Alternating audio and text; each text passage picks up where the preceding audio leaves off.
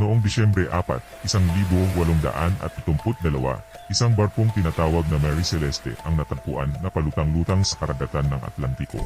Ang kakaiba rito, wala ni isang tao ang nakita sa barko, bagaman ang mga kagamitan, kargamento, at mga personal na gamit ng mga tripulante ay nandoon pa rin.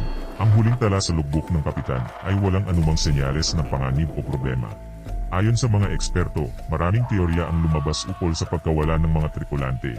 Maaaring sila ay nalunod matapos lumikas dahil sa takot sa pagsabog ng karga nilang alkohol o kaya'y inatake ng mga pirata, bagaman walang senyales ng labanan sa barko.